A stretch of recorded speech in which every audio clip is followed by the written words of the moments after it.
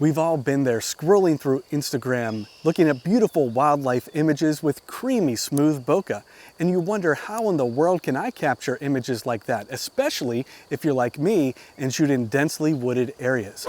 Before we get to the tips, let's first define what bokeh means.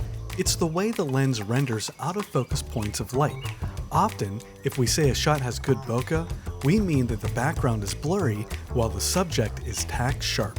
My number one tip for capturing smooth bokeh in wildlife shots is to get distance between your subject and the background. Without that distance, the camera is not going to be able to blur the background no matter what f-stop you might be shooting at. That being said, it also helps to be relatively close to your subject. We always want that to happen in wildlife photography as long as we're keeping both ourselves and the subject safe. Thankfully, zoom lenses allow us to get artificially close to close that gap between our lens and the subject. So if I'm looking at a perch like this, obviously there's a lot going on here. It's kind of messy, and I would not want to shoot my subject against it.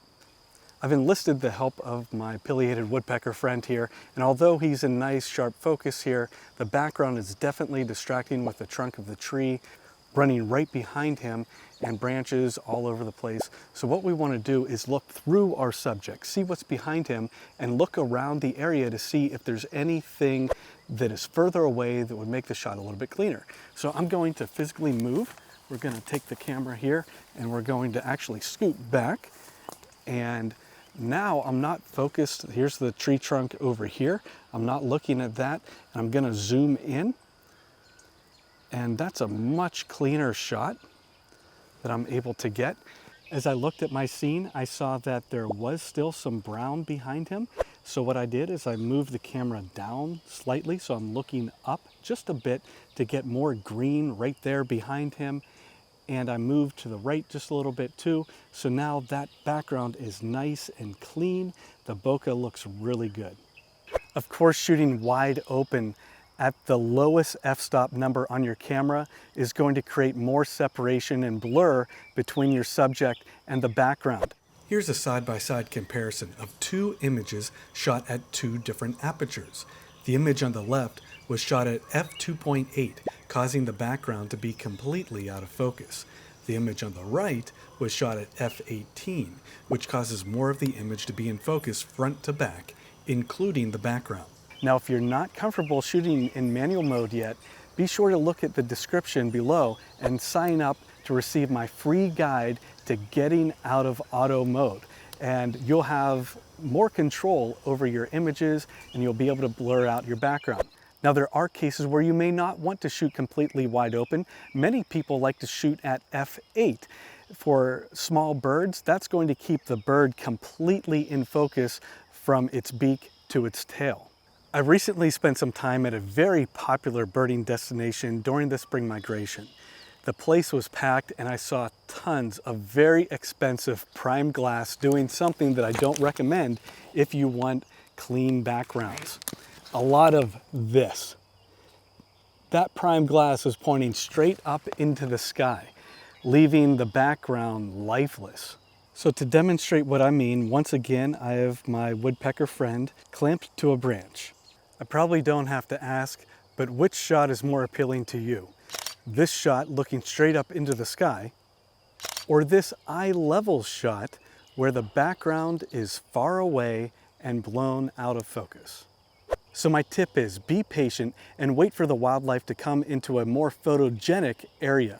Now, of course, if this is a bird that you've never seen before or an animal that you've never seen before and you just want to document that you saw it, be my guest and shoot up into the sky. But understand that it's not going to be an award-winning shot. Shooting handheld can be a great way to provide yourself a lot of different opportunities to be able to find that clean space behind your subject. Today I had an encounter with a velvet buck, just little nubs that he has right now in early June, but I was trying to get a shot of him with a blurred out background. Again, I'm shooting in densely wooded areas, so I was handheld, so I was able to get down on the ground and try the shot from a variety of angles. Well, whenever he got into just the right spot, the head position wasn't quite right, and the shot isn't great, but it is an example of attempting to position yourself so that you're looking through your subject, looking at the background finding that clean space. So we're going to put some of these tips to the test. I placed some seed in a very popular spot where people place seed in the park. Birds are used to this.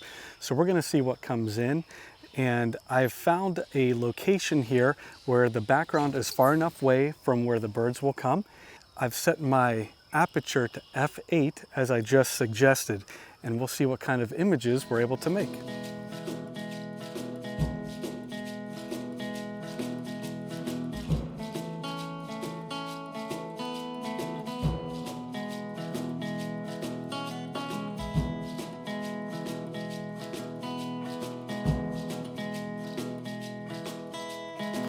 On this field right now, there's a doe gonna make its way across.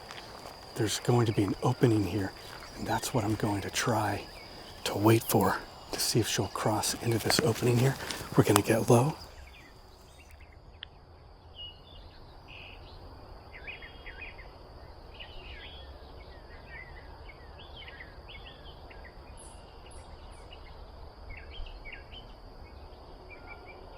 So the idea right now is I have this doe right here in front of me, and I want to try to position myself so that I can not only get a decent shot, but so that the background is nice and far away.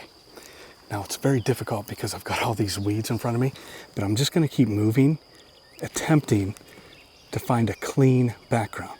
She's coming closer towards me.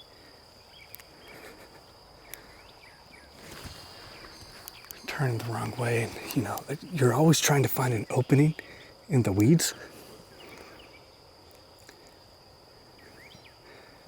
So it's hard to find focus.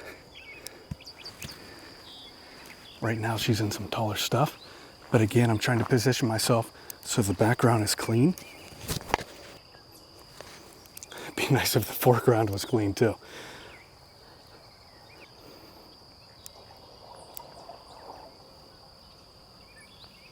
So right now I'm not getting a super clean background, but she's posing.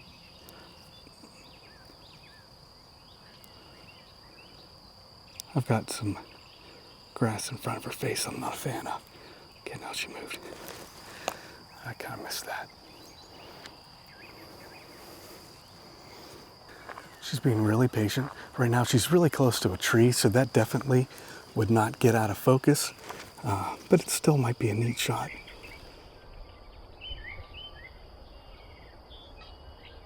We'd all love to have a 400 or 600 2.8 prime, but I know for me, it's just not in the cards. But even if I did have those lenses, I would still be using the same techniques that we've talked about today.